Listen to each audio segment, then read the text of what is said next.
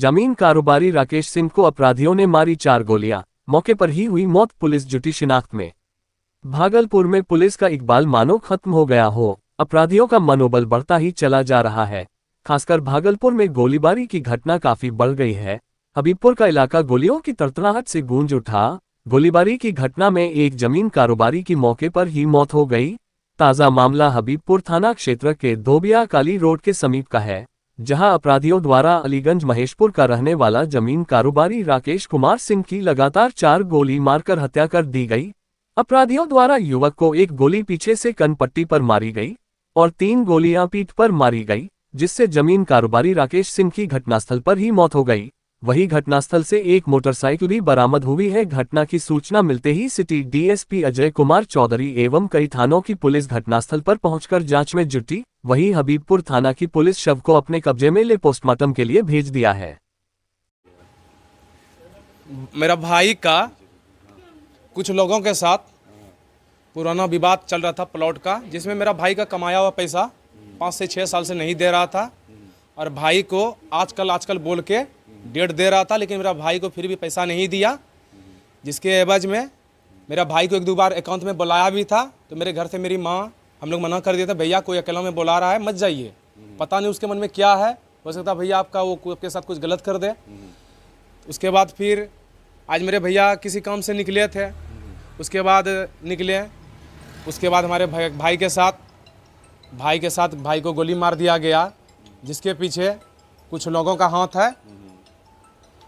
और क्या बताएं सर, पूरा इमोशनल हो गए हैं। पर हम प्रशासन से अनुरोध यही करते हैं सर कि दोषी को कड़ी से कड़ी कार्रवाई के तहत उसको सज़ा दिलाया जाए। और कुछ लोग इसमें जो नामजद हैं, जिसको हमने नामजद एफआईआर में दर्ज किया है, वो एफआईआर में दर्ज हैं। और प्रशासन से मुझे अनुरोध है कि मेरे भाई को इंसाफ मिले, न्याय मिले, क्योंकि मेरा भाई को आपराधिक छवि का नहीं था, एक सच्चा साफ सुथरा था। ये पूरा अलीगंज समाज जानता है। और नहीं मेरा भाई के साथ किसी को गुंडा के साथ संबंध, नहीं कहीं कुछ।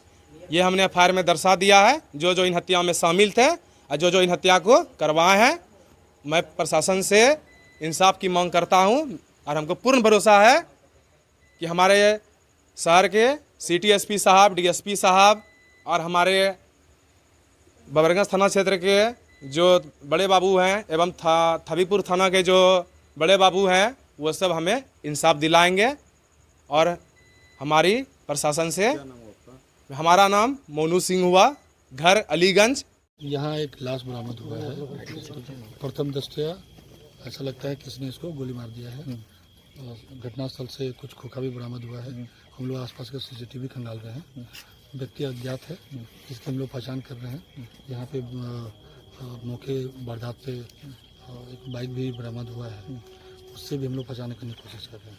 जांच चल रही है हर बिंदु पे, जैसे भी चीज़ें आएंगी अपडेट कर दिया जाएगा।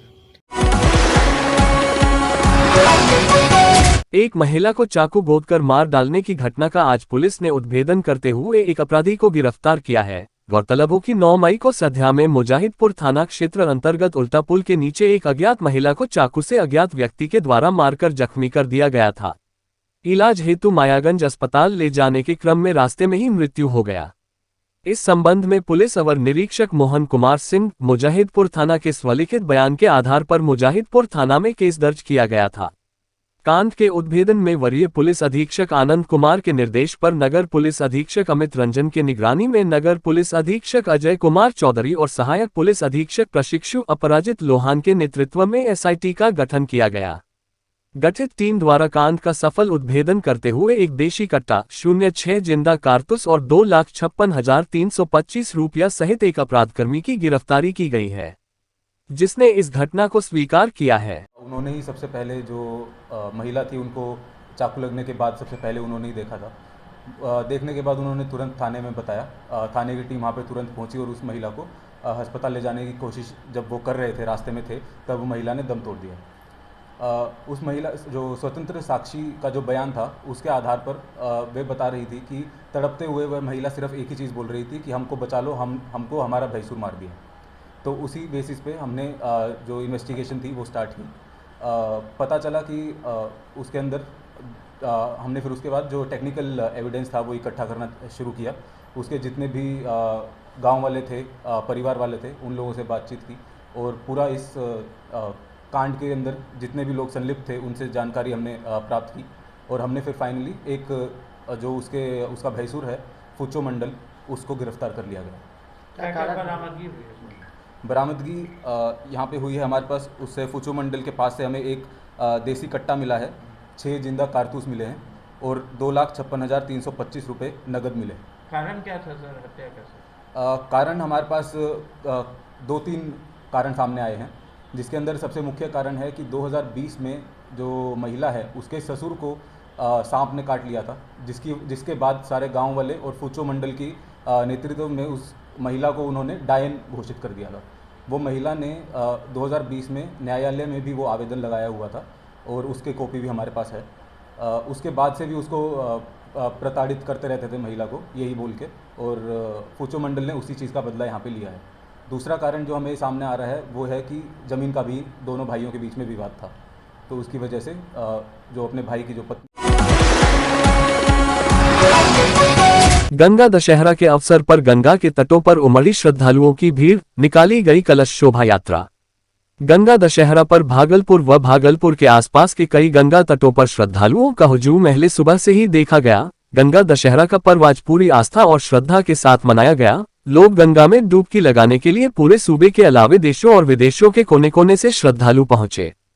साथ ही सुल्तानगंज सीतारामपुर गांव के हनुमान मंदिर में गंगा दशहरा के उपलक्ष्य पर मंदिर में गंगा माता, हनुमान प्रतिमा सहित अन्य प्रतिमा स्थापना पूजा को लेकर भव्य कलश शोभा यात्रा निकाली गई। इस भव्य कलश शोभा यात्रा में सीतारामपुर हनुमान मंदिर से हजारों की संख्या में भक्तों ने उत्तरवाहिनी गंगा घाट अजगबी नाथ मंदिर के पास पहुंचकर गंगा में स्नान कर उत्तरवाहिनी गंगा से जल भरकर पैदल सीतारामपुर गांव के हनुमान मंदिर पहुंचे और विधि विधान से पूजन पाठ कर मां गंगा प्रतिमा, हनुमान प्रतिमा सहित अन्य प्रतिमा को विधि विधान व नेम निष्ठा से स्थापित किए।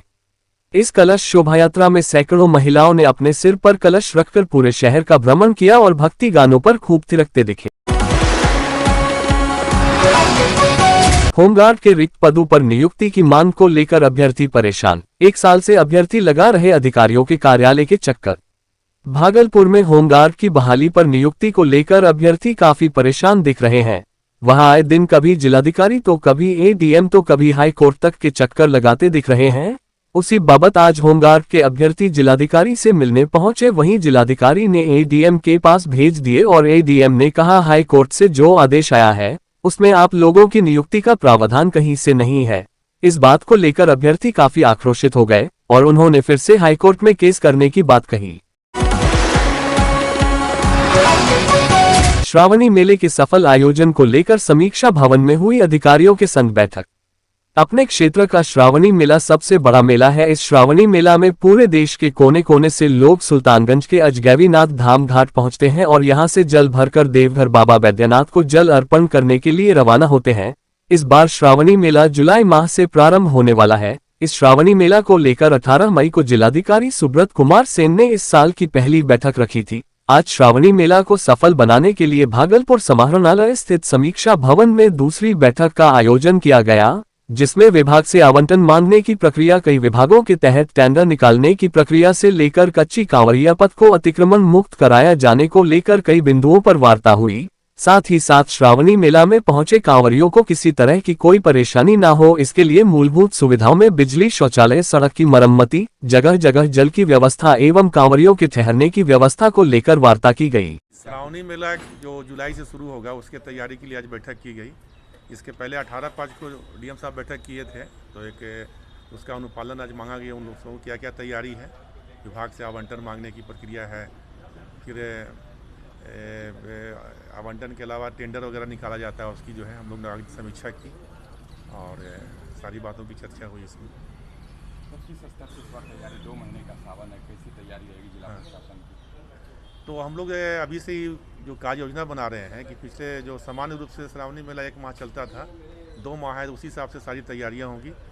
उसी हिसाब से जो है लोगों का डिप्रेशन वगैरह जो भी तैयारी है वो 2 माह की अवधि को ही ध्यान में रख करके उसकी तैयारी रहेगी हम लोगों की। कच्चे कांवरिया पथ सर अतिक्रमण है अभी काफ़ी ज़्यादा, उसको कब तक मुक्त कराया जाएगा? नहीं, मुक्त करा लेंगे हम लोग। सीओ अभी बैठक में थे, सीओ को निर्देश दिया गया है, उनके द्वारा बोला है कि हमने अनाउंसमेंट कर दिया है तो हम लोग अगले एक सप्ताह में जो कच्ची कवरिया पथ पे जो भी अतिक्रमण होगा उसको हटा लेंगे हम लोग।